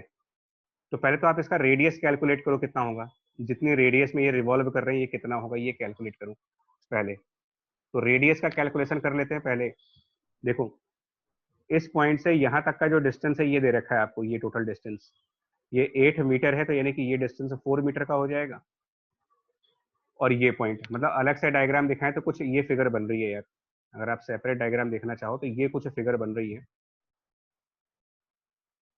जिसमें ये चीज आपकी 4 मीटर आ रही है और ये चीज आपकी 2.5 मीटर की आ रही है, और ये एंगल थीटा आ रहा है, और मुझे ये डिस्टेंस कैलकुलेट करना है पूरा, ये डिस्टेंस मेरा आर है। 2.5 cos थीटा प्लस 4 तो ये आर 4 प्लस 2.5 साइन थीटा होगा एक्चुअल में। यहाँ से जब परपेंडिकुलर आगे लेकर के आओगे तो ये डिस्टेंस 2.5 साइन थीटा के बराबर आएगी। ये मैथमेटिकल पोर्शन है। उसके अलावा फिजिक्स के हिसाब से क्या होगा, तो सेंटर की तरफ कौन सा फोर्स दिख रहा है आपको इसमें, है ना, फिर वही चीज हो गई। हाँ, तो टी साइन थीटा। तो ये रियल लाइफ से कनेक्ट किया है ताकि आपको कॉनिकल पेंडुलम समझ आए कि क्या होता है। तो टी साइन थीटा को हम करेंगे M we square divided by R से, और टी कॉस थीटा बराबर एम जी। बस रेडियस कैसे निकालना है वो बता दिया आपको, ठीक है। सो इस तरीके से क्वेश्चन है। नेक्स्ट पे आओ। इसमें आप एक कॉनिकल पेंडुलम विद 2 स्ट्रिंग्स हैं। तो अब मैं जल्दी जल्दी देखिए 5 स्टेप्स कौन कौन से थे, यहाँ पर एक बार और लिख देते हैं 5 स्टेप, है ना। तो पहला स्टेप है फ्री बॉडी डायग्राम। दूसरा स्टेप, आप देखो यहाँ पर 5 स्टेप जो लिखे थे ना, क्वेश्चन करते वक्त इसको अपने सामने रख सकते हो। सर्कुलर मोशन में ना एक्सेलरेशन ऑब्जर्व करने की जरूरत नहीं है, क्योंकि आपको पता है कि वो सेंटर की तरफ होना ही है। तो ये सेकंड स्टेप अब हम धीरे से स्किप कर जाएंगे, बाकी तीसरे स्टेप पर चले जाएंगे। देखिए सबसे पहले फ्री बॉडी डायग्राम, उसके बाद रिजॉल्व कर लो अगर जरूरत पड़े, रिजॉल्व इफ नीडेड। रिजॉल्व करने के बाद क्या करना है तुमको, sum of forces towards centre, sum of forces जो कि सेंटर की तरफ दिख रहे हो उसमें, उनको इक्वल करना है M we square by R के, और बाकी सबको बैलेंस करना है, अदर बैलेंस। ये 3 स्टेप में न्यूमेरिकल हो जाएगा आपका। तो देखिए सबसे पहले फ्री बॉडी डायग्राम। तो फ्री बॉडी डायग्राम इसका ड्रॉ करते हैं यार सबसे पहले। तो इसमें एक तो डाउनवर्ड डायरेक्शन में एम जी, और 2 स्ट्रिंग्स हैं यहाँ पर, है ना, 2 स्ट्रिंग्स हैं यहाँ पर, ये स्ट्रिंग नंबर 1 है और ये स्ट्रिंग नंबर 2 है। तो 2 टेंशन फोर्स भी आएंगी स्ट्रिंग्स के डायरेक्शन में। तो इस तरीके से 2 टेंशन फोर्स दिखाएंगे और एम जी दिखाएंगे। तो एम जी ऊपर वाले स्ट्रिंग की टेंशन T1 और नीचे वाले स्ट्रिंग की टेंशन T2, ये हो गया। और ये एंगल्स थीटा मान लो, जो कि बाद में कैलकुलेट हो जाएंगे। ये एंगल्स को थीटा मान लेते, और ये एंगल भी थीटा, तो ये कैलकुलेट हो जाएंगे, इसमें प्रॉब्लम नहीं है। थीटा को कैलकुलेट करने के लिए फिगर के अंदर ना आपको वो दे रखा है डायरेक्ट एंगल, वो सब ये डिस्टेंसेस जो दी गई हैं वो बेसिकली थीटा को ही निकालने के लिए दिए गए हैं। और सेंटर इस सर्किल का यहाँ पर है, तो सेंटर को लोकेट कर लो, ये सेंटर यानी यहाँ कहीं पर। तो अब आप बताओ इसमें से किसका कंपोनेंट सेंटर की तरफ जाएगा, देख लो इन फोर्सेस में से किनके कंपोनेंट्स आपको सेंटर की तरफ दिखेंगे। हमने स्टेप 1 पूरा कर दिया, स्टेप 2 में रिजॉल्व करना है। तो स्टेप 2 रिजॉल्व भी करके दिखा देते हैं, एक बार यहाँ पर वो भी दिखा दो तुम्हें। तो नीचे की तरफ एम जी वाला फोर्स लगाओ, T1 और T2 के कंपोनेंट्स लेफ्ट साइड आएंगे, T1 का एक कंपोनेंट नीचे की तरफ भी आएगा और T2 का ऐसे कंपोनेंट्स होंगे। कौन कौन से कंपोनेंट्स हैं तो एक बार करके देख लो। इधर T1 cos थीटा वाला कंपोनेंट, नीचे की तरफ T2 cos थीटा वाला कंपोनेंट, नीचे की तरफ mg भी लग रहा, लेफ्ट साइड पर T2 sin थीटा लग रहा, लेफ्ट साइड पर T1 sin थीटा लग रहा। और इसमें से सेंटर की तरफ कौन जा रहा है ये डायरेक्शन चेक कर लो। रिजॉल्व करने के बाद इसमें से क्या क्या ऐसा दिख रहा है जो सेंटर की तरफ लग रहा है। तो T1 साइन थीटा और T2 साइन थीटा ये मिल करके सेंटर की तरफ हैं। तो जो सेंटर की तरफ हैं उनको इक्वल कर दो M we square by R के, और बाकी बैलेंस कर देंगे। तो T1 cos थीटा बैलेंस हो जाएगा। तो किससे बैलेंस होगा, तो उसके अपोजिट साइड वाली फोर्स से बैलेंस होगा, और उसके अपोजिट साइड पर mg है और प्लस T2 cos थीटा है, ये दूसरी इक्वेशन। इस तरीके से इक्वेशंस बनेंगी। अभी इसमें रेडियस वगैरह सब निकालना होगा तुम्हें, तो रेडियस वगैरह कैसे निकालोगे बताओ। देखो यहाँ से इन सब से ना रेडियस वगैरह भी निकालना है आपको। रेडियस और थीटा निकाल पाओगे या उसको भी बताएं कैसे निकलेगा? निकाल लिया। मतलब ये जो रेडियस है ये निकाल सकते हैं ना, यहाँ पर कितना रेडियस बनेगा, और तो ये √5 आ रहा है रेडियस। और थीटा भी, ये सब देख लेना, इसे ट्रायंगल से निकल जाएगा यार। ये 2 मीटर दे रखा है, ये टोटल 3 मीटर है, यानी कि हाफ लेंथ आप 1.5 मीटर ले सकते हो। पाइथागोरस थ्योरम से आर निकाल सकते हो, यहाँ राइट एंगल बन रहा है, और वहीं से थीटा भी निकाल सकते हो। तो आगे का पोर्शन आपके लिए छोड़ रहा हूँ, आपको T1 और T2 निकालने हैं, इसमें T1 और T2 निकालने हैं। वर्किंग आपके पे छोड़ दे रहा हूँ, सॉल्व कैसे करना है। एक और एग्जांपल दिखाते हैं। सिंपल पेंडुलम स्विंग, झूला झूलना, ये भी सर्कुलर मोशन का एग्जांपल है। तो इसमें ये लेडी पॉइंट ए से पॉइंट बी पर जाती है, बी पॉइंट से वापस पॉइंट सी पे चली जाती है, फिर ऐसे ही मतलब पेंडुलम की तरीके से झूल रही है। ये एंगल थीटा है। क्वेश्चन में कहा गया है कि जो ए वाला पॉइंट है यहाँ पर 0 स्पीड है, सी वाले पॉइंट पर भी 0 स्पीड है, और बी वाले पॉइंट पर v स्पीड है। ये क्वेश्चन में लिखा हुआ है। स्प्रिंग की लेंथ मेंशन की गई है L, और हमें पॉइंट ए पर टेंशन बताना है, पॉइंट बी पर टेंशन बताना है, और पॉइंट सी पर टेंशन बताना है। देखिए, ओवर स्टेपिंग नहीं करोगे या कोई और स्टेप फॉलो करोगे तो भाई आप जिम्मेदार हो उसके लिए। मैं तुमको एक सिंपल सा तरीका बता रहा हूँ सर्कुलर मोशन का कोई भी न्यूमेरिकल करने के लिए, ये स्टेटमेंट ध्यान रखना है तुम्हें। तो देखो, सबसे पहले जब हम पॉइंट ए पर आएंगे तो वहां पर फोर्सेस बनाएंगे पॉइंट ए पर। तो पॉइंट ए पर का फोर्स बनाएंगे तो mg डाउनवर्ड डायरेक्शन में, और टेंशन फोर्स किसी एंगल पर, ये दो फोर्सेस। और ऑब्वियसली सेंटर ऑफ सर्किल यहाँ का ऊपर टॉप पॉइंट जो है ये सेंटर है, यानी कि जो टेंशन फोर्स है वो डायरेक्टली सेंटर की तरफ जा रहा है। यहाँ पर सर्किल का सेंटर आ रहा है, तो टेंशन तो डायरेक्टली टुवर्ड सेंटर है। तो इसका मतलब इसमें हम रिजॉल्व किसको करें? क्या टेंशन को रिजॉल्व करने की जरूरत है इस क्वेश्चन में, क्योंकि डायरेक्टली सेंटर की तरफ है। तो पीछे यही डिस्कस किया गया था कि जो सेंटर की तरफ है उसको रिजॉल्व नहीं करना होता है, जो सेंटर की तरफ नहीं है उनको रिजॉल्व करिए। लाइक मतलब mg रिजॉल्व होगा यहाँ पर। तो mg को जब रिजॉल्व करेंगे तो mg का कौन सा कंपोनेंट सेंटर से बाहर की तरफ आएगा और कौन सा कंपोनेंट इधर की तरफ आएगा। देखो, तो इसके कंपोनेंट्स कैसे करेंगे ना। अब यहाँ पर थीटा एंगल बन रहा था, तो ये एंगल भी थीटा बनेगा, यानी mg का ये कंपोनेंट हो गया mg cos थीटा, और इधर वाला कंपोनेंट mg sin थीटा।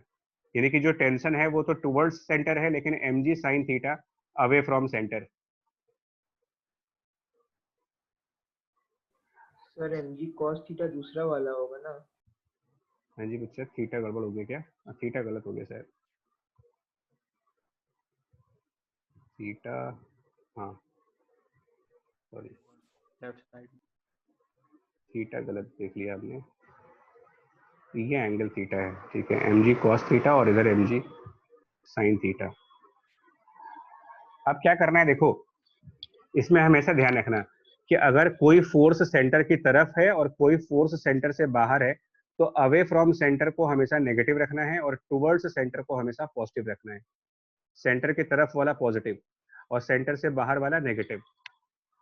तो हमारी फर्स्ट इक्वेशन क्या बनेगी, देखो, tension force towards centre, mg cos theta उसमें से माइनस करेंगे क्योंकि वो अवे फ्रॉम सेंटर है, इक्वल टू, पीछे का स्टेप बताया गया आपको, sum of all forces towards centre equal to mv square by r. तो इसको हम इक्वल करेंगे mv स्क्वायर बाई आर। पहले मैंने आपसे हमेशा कहा है कि न्यूटन लॉ में फ्री बॉडी डायग्राम हमेशा एक स्पेसिफिक मूवमेंट के लिए होता है। तो ये मूवमेंट हमारा पॉइंट ए है, तो जिस मूवमेंट की इक्वेशन है स्पीड भी उसी मूवमेंट पर लेंगे। मतलब ये जो v होगा ये पॉइंट ए के करस्पॉन्डिंग होना चाहिए, क्योंकि हम लोग पॉइंट ए को सॉल्व कर रहे हैं इस समय। एंड क्वेश्चन की लैंग्वेज में पोजीशन ए एंड पोजीशन सी पर स्पीड की वैल्यू 0 है। तो यहाँ पर v एट ए मतलब ये टर्म हमारा 0 से कन्वर्ट हो जाएगा, एंड दैट मीन्स की टेंशन जो आएगी पॉइंट ए पर वो equal to mg multiplied by cos theta के बराबर। कोई मैजिक नहीं हो रहा है इसमें, बता रहा हूँ आपसे, सिर्फ और सिर्फ लॉजिक्स चल रहे हैं और जो रूल्स रेगुलेशंस दी जाती हैं उनको फॉलो करना होता है। एक बार दूसरी वर्किंग पॉइंट बी पर करके दिखा रहे हैं। पॉइंट बी पर देखिए, तो पॉइंट बी का फ्री बॉडी डायग्राम जब बनाएंगे तो उसमें mg डायरेक्टली नीचे लगेगा और टेंशन डायरेक्टली ऊपर लगेगा पॉइंट बी पर।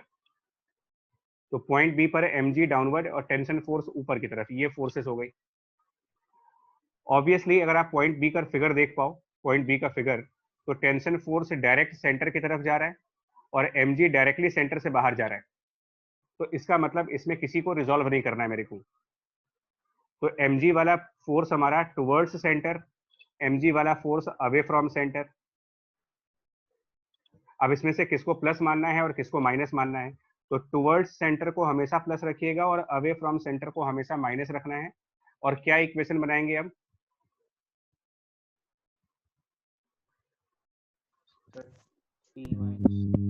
T minus mg T minus mv equals to mv square at b और upon r. इसको रख दो mv square divided by r। तो इससे आपका बी पॉइंट का टेंशन आ जाएगा। और पॉइंट सी मैं नहीं करूंगा बिकॉज पॉइंट सी और पॉइंट ए बिल्कुल एक दूसरे के आइडेंटिकल है। तो जैसा आंसर आपका पॉइंट ए पर आ रहा है वैसा ही आंसर पॉइंट सी पर भी आएगा। तो ए और सी सिमिलर पॉइंट्स होंगे। कुछ और एग्जांपल देखो, इसको थोड़ा सा बाद में आएंगे। कुछ मिस हो गया इसमें मुझे लग रहा है, एक मिनट रुको, कुछ मिस हो गया यार इसमें। चलिए कोई बात नहीं, एक पेज मिस हो गया इसमें से। अब इस फिगर में ये तीन मासेस हैं, तीनों सर्कल्स पर रिवॉल्व कर रहे हैं और ये स्ट्रिंग से कनेक्टेड है, एल लेंथ के स्ट्रिंग, फिर यहाँ पर भी एल लेंथ के स्ट्रिंग और यहाँ पर भी एल लेंथ के स्ट्रिंग। ठीक है, तो तीन पार्टिकल्स हैं जो आपस में कनेक्ट हैं, स्ट्रिंग से कनेक्टेड हैं और ये तीनों जो हैं वो रिवॉल्व कर रहे हैं। बट इस क्वेश्चन में ना आपको इनकी एंगुलर स्पीड दी गई है, तो थोड़ा सा काइनेमेटिक्स याद करना है। काइनेमेटिक्स में ना ये भी बताया गया था कि v और ओमेगा में कुछ रिलेशन होता है, v एंड ओमेगा का, तो वो रिलेशन आपको याद रखना होगा। अब इसमें हम इक्वेशंस कैसे बनाएंगे देखो, तो मैं क्वेश्चन लिख दे रहा हूँ। इस क्वेश्चन में कहा जा रहा है कि neglect gravity and find tension in each string, ये क्वेश्चन है।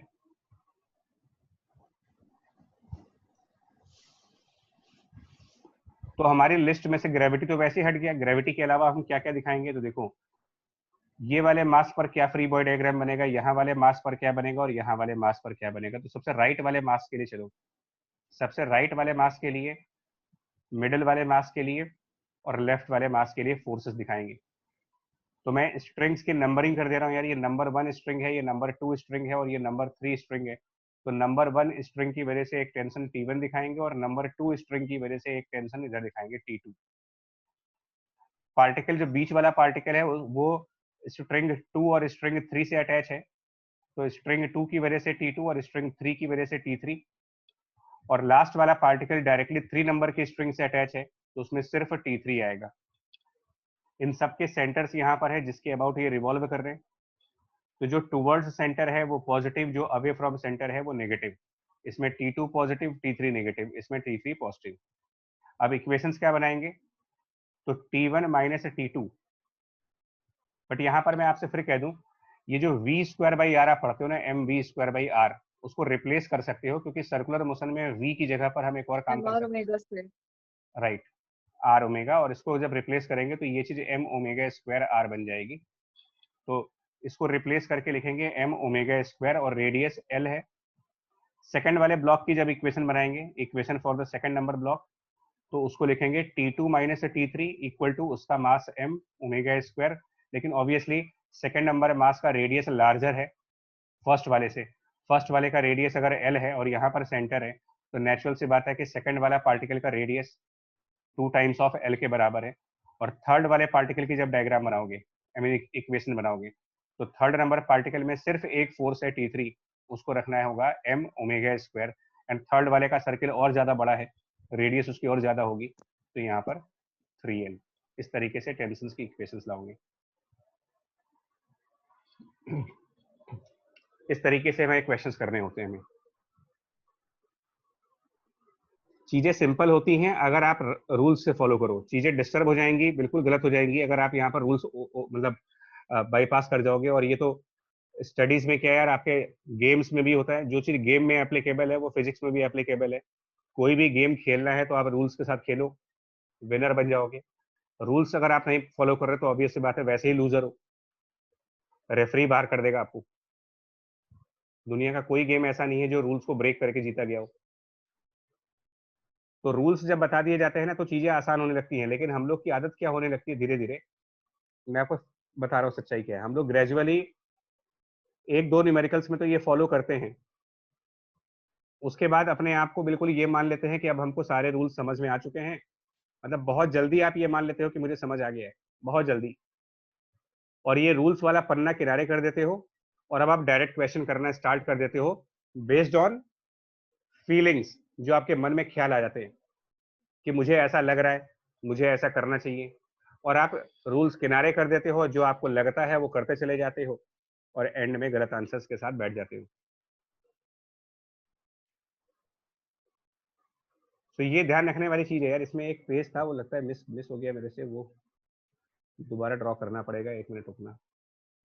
तो एक और टॉपिक था वो डिस्कस करना है, एक लगेगा आपको ड्रॉ करके दिखाते हैं। तो यहाँ पर क्या करना है देखो, बता दें आपको।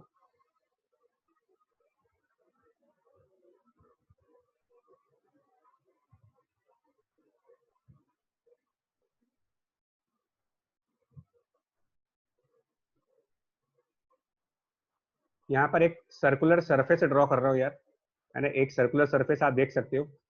इनफैक्ट यहाँ पर इसकी रेडियस वगैरह सब मेजर की जा सकती है। तो मैंने एक सर्कुलर सरफेस बनाया और उसके बाद हम क्या कर रहे हैं, एक और सर्कुलर सरफेस ड्रॉ करेंगे। यहाँ पर हम 2 सर्कुलर सरफेसेस ड्रॉ करने जा रहे हैं यहाँ पर।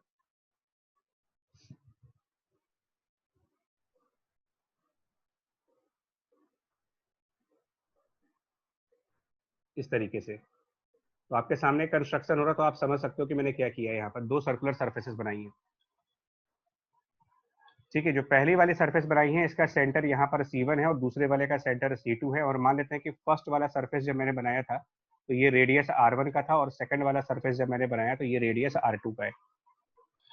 और मान लेते हैं कि कोई ऑब्जेक्ट इस सरफेस के ऊपर v स्पीड से चल रहा हो इस तरफ, और फिर वो यहाँ से स्लाइड करके नीचे आया, और स्लाइड करके नीचे आने के बाद वापस यहाँ पर v स्पीड से आ गया फिर से, और फिर ये आगे बढ़ गया। मतलब रोलर कोस्टर वाला एग्जांपल है, आप उससे समझ सकते हो। अगर आप रोलर कोस्टर पे बैठे होगे तो आपको रियलाइज होगा कि इसी टाइप की सिचुएशन होती है, कभी ऊपर जाते हैं फिर कभी नीचे आ जाते हैं। तो यार इसमें नॉर्मल रिएक्शंस बताने हैं आपको कि यहाँ पर क्या नॉर्मल रिएक्शन होगा। इसको पॉइंट ए से डिनोट कर देते हैं। तो पॉइंट ए पर क्या नॉर्मल लग रहा होगा, इसको पॉइंट बी से डिनोट कर दो कि बी पॉइंट पर क्या नॉर्मल लग रहा होगा। ये आपके क्वेश्चन हैं, what is normal at the point A and what is normal at the point B. तो स्टेप्स वही हैं, बिकॉज ये भी सर्कुलर मोशन ही है। तो स्टेप को फॉलो करते हैं। एट पॉइंट ए फोर्सेस क्या क्या होंगी ये देख लेते हैं। तो at point A normal reaction force ऊपर की तरफ लगेगा और mg नीचे लगेगा। वहीं पर जब आप एट बी पॉइंट जाओगे तो भी नॉर्मल रिएक्शन फोर्स ऊपर लगेगा और mg नीचे लगेगा, लेकिन डिफरेंसेस क्या आगे वो समझो। जब हम पॉइंट ए पे हैं तो जिस सर्कल के ऊपर आप चल रहे हो उसका सेंटर C1 नीचे की तरफ है। Yes sir. राइट। तो C1 नीचे की तरफ है, तो इनमें से किस फोर्स को पॉजिटिव रखोगे आप, कौन सा फोर्स टुवर्ड सेंटर है? जी तो mg mg, को पॉजिटिव रखना और नॉर्मल को नेगेटिव रख देंगे। तो क्या इक्वेशन बन जाएगी, mg minus n equal to mv square by radius r1। Resolve करने की कोई जरूरत है नहीं क्योंकि डायरेक्टली वो टुवर्ड्स या अवे है। लेकिन जब आप बी पॉइंट पर चले गए तो सर्किल का सेंटर ऊपर है, अब C2 सेंटर ऊपर है। तो now normal is towards the center, so normal is positive and mg is negative. So here the equation will be n minus mg equals to m v square divided by, अब जिस point पर equation बनाओगे ना radius भी उसी point का रखोगे। तो ए पॉइंट पर बनाएंगे तो ए वाले सर्किल का रेडियस, बी पॉइंट पर बनाएंगे तो बी वाले सर्किल का रेडियस लेंगे। अगर मैं किसी और पॉइंट पर बनाऊंगा तो ऑब्वियसली रेडियस किसी और पॉइंट पर लगाऊंगा। फॉर एग्जांपल अगर मैं एक और आर्क ड्रॉ करके दिखाऊं आपको, मान लो एक और आर्क मैं यहाँ पर कंसिडर करूं और ड्रॉ करूं,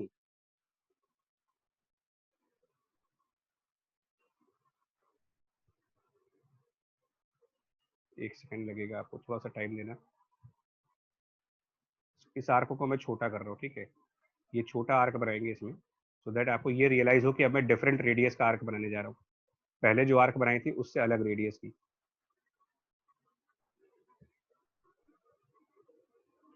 एक सेकंड यार, फिर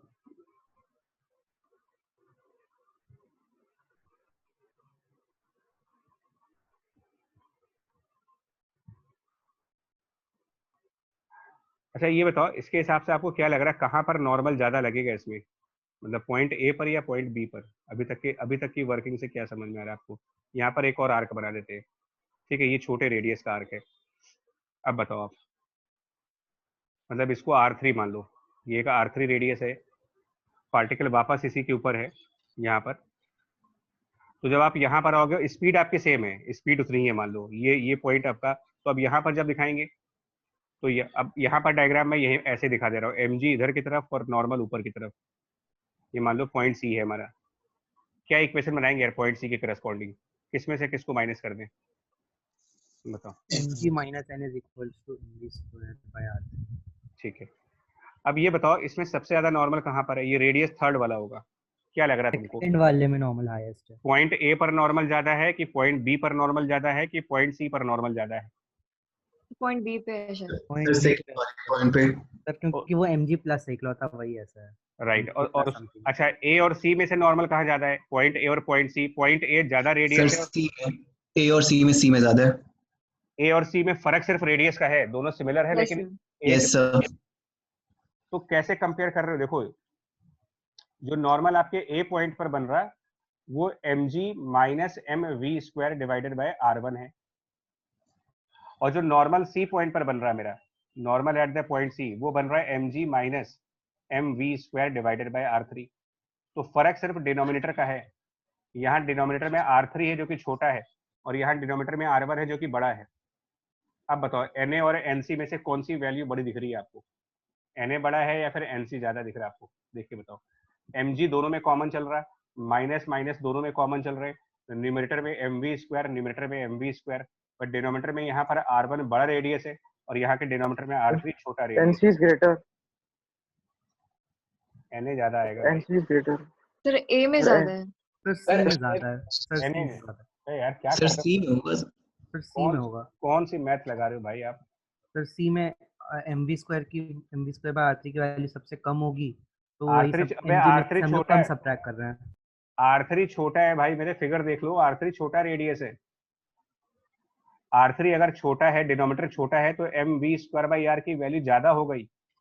यस सर। सर तो आंसर ए है, ए में Right. वो होगा। भाई तो अगर आप ज्यादा बड़ी वैल्यू सब्ट्रैक्ट कर दोगे तो फिर आंसर तो छोटा हो गया ना फिर। Yes sir. हाँ ये सर को, हाँ आप समझ में आ गया सर। हाँ सर तो एक्चुअली नॉर्मल एट ए सबसे ज्यादा नॉर्मल बी पर लगेगा, उसके बाद नॉर्मल ए पॉइंट का आएगा और उसके बाद नॉर्मल सी पॉइंट का आएगा। इस तरीके से क्वेश्चंस होते हैं। देखिए इक्वेशन मेकिंग में प्रॉब्लम नहीं है, मैं बार बार कह रहा हूँ बच्चा, टॉपिक बड़ा आसान सा है, थ्योरी 10-15 मिनट की होती है। अगर आप रूल्स फॉलो कर लो, एक रूल्स सेट कर दो,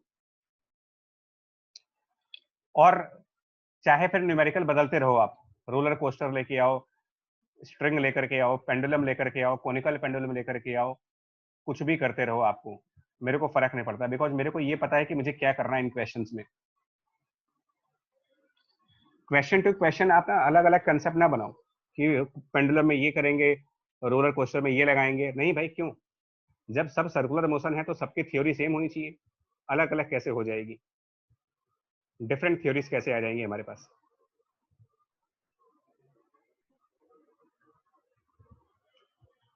समझ पा रहे हैं कि नहीं समझ पा रहे हैं कि मतलब सब? अब देखो एक और पॉइंट आपको बताएं, देखो एक डिफरेंस समझाता हूं तुमको, एक पॉइंट में समझाता हूं, यहाँ पर बड़ा माइनर सा डिफरेंस है, अगर आप कैच कर पाओ तो। अगर इसको कैच कर पाना तो बताना मेरे को कि इसमें डिफरेंस क्या है। और ये फिर से ना एक बार कंसेप्चुअल क्लैरिटी के लिए है आपके, अगर आपको कंसेप्चुअल क्लैरिटी है तो। देखो हम यहाँ पर एक सरफेस बना रहे हैं, ठीक है, एक आर्क मैंने बनाई यहाँ पर, और अब मैं इस आर्क को चेंज करने जा रहा हूँ, ठीक है जी। अब मैं ये आर्क बदल करके दूसरे साइड से आर्क बनाऊंगा यहाँ पर। फिलहाल तो मैं रेडियस उतना ही रखूंगा, रेडियस उतना ही रखूंगा मैं, रेडियस नहीं बदलेंगे इसकी, लेकिन उसका साइड बदल देंगे, कॉनकेव से कॉन्वेक्स कर दिया। तो डायग्राम मेकिंग से समझ में आ गया आपको मैंने क्या किया यहाँ पर? डायग्राम मेकिंग से समझ पाए कि पहले वाले ट्रैक पर रेडियस सेंटर ऊपर है और दूसरे वाले ट्रैक का सेंटर नीचे है। ये बात समझ में आ गई कि नहीं आ गई आपको डायग्राम बनाने से? ठीक। अब ये जिस पॉइंट पर आर्क कुछ बदला था, जिस पॉइंट पर है ना, ये जो पॉइंट मैंने बदला था, मैंने पूरा एक तरीके से 180 डिग्री फ्लिप कर दिया। ऐसे मान लो मैंने इसको 180 डिग्री फ्लिप कर दिया। यहाँ पर C2 है ऑलमोस्ट। इसको हमने कोई नाम दे देंगे, जो भी नाम दें, है ना। इस पॉइंट को आप M नाम दे दो। अब कोई पार्टिकल पॉइंट M से जस्ट पहले है, पॉइंट M के जस्ट पहले, और फिर वही पार्टिकल पॉइंट M के जस्ट बाद है, और ये एंगल थीटा यहाँ पे बन रहा और ये एंगल थीटा यहाँ पर भी बन रहा। देखिए कितना डिफरेंस आएगा वर्किंग में। जस्ट बिफोर पॉइंट M और जस्ट आफ्टर पॉइंट M में क्या डिफरेंसेस आएंगे, उनकी इक्वेशंस में क्या फर्क आ जाएगा, जस्ट बिफोर पॉइंट M और जस्ट आफ्टर पॉइंट M में। तो देखो फोर्सेस कौन सी लग रही होंगी, समझो फोर्सेस। अगर मैं यहाँ पर फोर्सेस आपको ड्रॉ करके दिखाऊं, तो जब पॉइंट M पर जाएंगे तो नॉर्मल रिएक्शन फोर्स ऐसे लग रहा होगा और mg वाला फोर्स नीचे लग रहा होगा। ये फोर्सेस है हमारे पास, mg और नॉर्मल। तो ये बताओ जस्ट बिफोर M, इसमें mg रिजॉल्व होगा। mg इसलिए रिजॉल्व होगा, मैं पहले बता दूं, उसको पहले कर लेते हैं। mg इसलिए रिजॉल्व होगा क्योंकि ना तो वो C1 की तरफ है ना तो वो C2 की तरफ है, तो इनको कुर्बानी देनी पड़ेगी अपनी, और mg रिजॉल्व करो। mg इधर रिजॉल्व होगा और mg इधर रिजॉल्व होगा। तो रिजोल्यूशन वाला पार्ट कर देते हैं, ये mg cos थीटा वाला कंपोनेंट आ जाएगा और इधर की तरफ mg sin थीटा। अब जस्ट बिफोर m बताओ पॉजिटिव किसको रखेंगे? जस्ट बिफोर m सेंटर कौन सा है? m पॉइंट से पहले वाला जो आर्क बन रहा था, this is arc before point m और arc after point m। Difference देख लो आप इसमें क्या होगा। तो पॉइंट m से जस्ट पहले कौन सा फोर्स पॉजिटिव मानेंगे, नॉर्मल या फिर mg cos theta? Sir normal को, क्योंकि वो सेंटर की तरफ है। तो हम क्या लिखेंगे, normal minus mg cos theta और कर देंगे इसको mv स्क्वायर बाय r के। लेकिन जैसे ही आप पॉइंट M को क्रॉस कर जाओगे, तो जैसे ही पॉइंट M क्रॉस हुआ, अब सेंटर C2 है, अब कौन सा फोर्स पॉजिटिव हो गया, अब कौन सा फोर्स टुवर्ड सेंटर आ गया? mg cos theta. तो अब इक्वेशन बदल गई। अब लिखेंगे mg cos theta minus normal equal to mv square by r। क्या मतलब हुआ यार, कि जैसे ही आप पॉइंट M को क्रॉस करोगे, क्या अचानक से नॉर्मल रिएक्शन फोर्स बढ़ेगा? नहीं बढ़ेगा या कम होगा, ये बताओ। पॉइंट M को से जस्ट पहले और पॉइंट M के जस्ट बाद को देखो, तो जस्ट बिफोर पॉइंट M की जो इक्वेशन है उसके हिसाब से जो नॉर्मल आ रहा है, और जस्ट आफ्टर पॉइंट M के हिसाब से जो नॉर्मल आ रहा है, कहां पर नॉर्मल ज्यादा लग रहा होगा? पॉइंट M के जस्ट पहले, मतलब पॉइंट M के जस्ट पहले ज्यादा नॉर्मल था, जैसे ही पॉइंट M क्रॉस किया नॉर्मल की वैल्यू कम हो गई।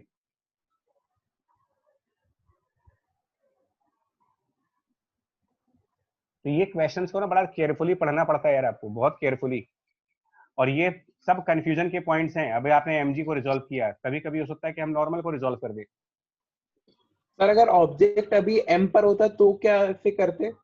तो वो डिफाइंड नहीं होगा। इसी को मैथमेटिक्स में अनडिफाइंड और डिसकंटिन्यू कहते हैं, क्योंकि M से जस्ट पहले कुछ और है और M के जस्ट बाद कुछ और है, तो point M not defined. Actually वहां पर चेंज हो रहा है ना, तो पॉइंट M पर हम कह सकते हैं अनडिफाइंड वैल्यू आएगी, क्योंकि वहां पर चेंज ऑफ ट्रैक है, कह सकते हो चेंज ऑफ पाथ है। सो रेफरेंस पॉइंट कौन सा नहीं हम लोग डिसाइड नहीं कर पाएंगे वहां पे। राइट, सेंटर पर उसका सेंटर C1 को रखना है कि C2 को रखना है, ये कंफ्यूजन है।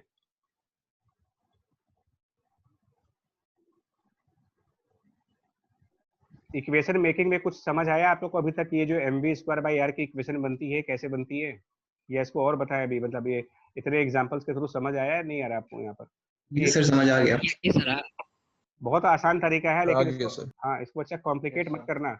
कहीं और का रिसोर्स मत यूज करना, अलग अलग लोग इसको अलग अलग तरीके से सॉल्व करते हैं, बट मैं विश्वास मानो मेरा, या ट्रस्ट करो कि वो चीज़ें ज़्यादा कॉम्प्लिकेटेड हैं।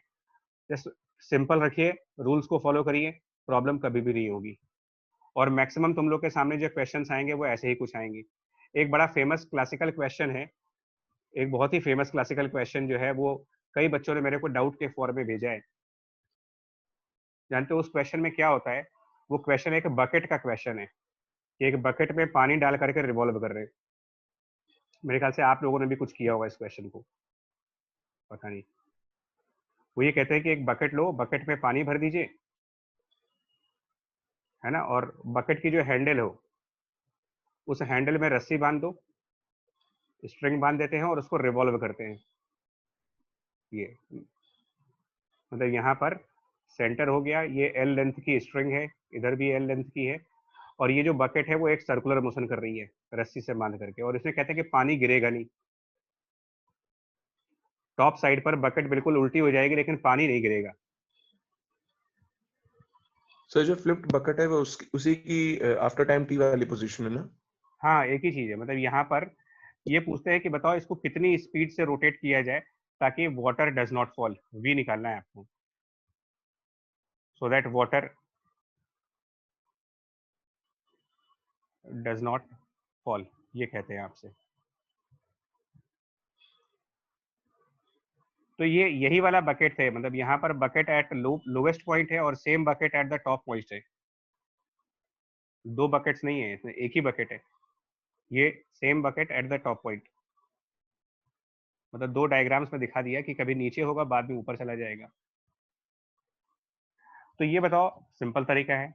देखिए फोर्सेस बताओ, फोर्सेस क्या लगेंगे? फ्री बॉडी डायग्राम पानी का, free body diagram of the water क्या होगा देखिए, वो भी कहाँ? NGOT। टॉप पॉइंट पर बनाएंगे। तो यहाँ पर ये जो पानी है ना, ये पानी बकेट के बेस को कांटेक्ट कर रहा होगा ना, पानी और बकेट में कांटेक्ट है, तो एक नॉर्मल आएगा नीचे, और यहाँ पर एक mg भी आएगा नीचे। अब बताओ, ये जो टॉप पॉइंट पर नॉर्मल दिखाओगे, टॉप पॉइंट पर mg दिखाओगे, ये दोनों सेंटर की तरफ आ रहे हैं, तो ये दोनों पॉजिटिव हो गए, तो हम कहेंगे normal plus mg equal to mv²/r। यहीं पर अगर आप बॉटम पॉइंट पर देखोगे, देखिए बॉटम पर कहानी दूसरी है। तो बॉटम पर नॉर्मल ऊपर लग रहा होगा और mg नीचे लग रहा होगा। क्या इक्वेशन बनाएंगे अगर ये v स्पीड से चल रहा तो नॉर्मल इज माइनस mg। इतना आसान है। अब अगर वाटर डज नॉट फॉल का मैथमेटिकल मतलब क्या होगा जानते हो? वाटर न गिरे, इसका मैथमेटिकल मतलब कि कांटेक्ट लूज ना हो, यानी कि नॉर्मल रिएक्शन फोर्स पॉजिटिव आना चाहिए। तो जो टॉप मोस्ट पॉइंट पर नॉर्मल रिएक्शन है, टॉप मोस्ट पॉइंट का नॉर्मल रिएक्शन वो है mv² divided by r minus mg। अब इसको पॉजिटिव होने के लिए, मतलब for n to be positive, आप कह सकते हो कि mv²/r should be more than mg, और इसके हिसाब से v should be more than √g r। मतलब एक पर्टिकुलर वैल्यू से ज्यादा स्पीड पर, मतलब कि फास्ट रोटेट करो, स्लो रोटेट करने पर पानी गिर जाएगा, बहुत तेज रोटेट करेंगे तो पानी नहीं गिरेगा। तो कितना फास्ट रोटेट करना है? तो आंसर है कि v√g r से ज्यादा रख लो, ये वाटर बिल्कुल सेफली होगा, पानी के अंदर रहेगा, उसमें बकेट के अंदर रहेगा, और साथ साथ ये रिवॉल्व करते रहेंगे।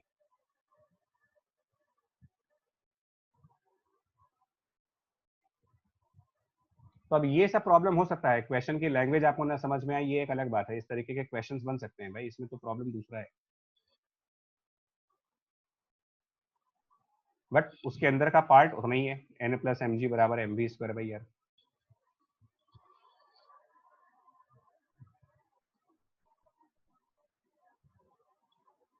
ठीक है, यस सर। चलो बच्चे लोग, फिर है ना, तो अभी ये तो आज इतना प्रैक्टिस करो, फिर एक बैंड रोड और बाकी चीजें जो है वो अगली क्लास में कवर करके, मतलब नेक्स्ट क्लास में होपफुली ये कंप्लीट हो जाएगा आपका circular motion, then work energy power start कर देंगे। ठीक है, तो इसको रिवाइज करना, आज की जो भी वर्किंग बताई गई है, जो क्वेश्चंस बताए गए हैं, इनको रिवाइज करो। और प्लस HCV के कुछ सॉल्ट एग्जाम्पल देख लेना, तो और ज़्यादा बेटर क्लियर हो जाएगा आपको, है ना। एटलीस्ट पहले सॉल्ट एग्जाम्पल के फर्स्ट 3-4 एग्जाम्पल देख लो आप, तो आपको ये चीज़ें समझ में आएंगी जो कहा गया है। ठीक है जी, चलिए, थैंक यू जी and good night. Thank you thank you sir. Thank you sir. Bye bye.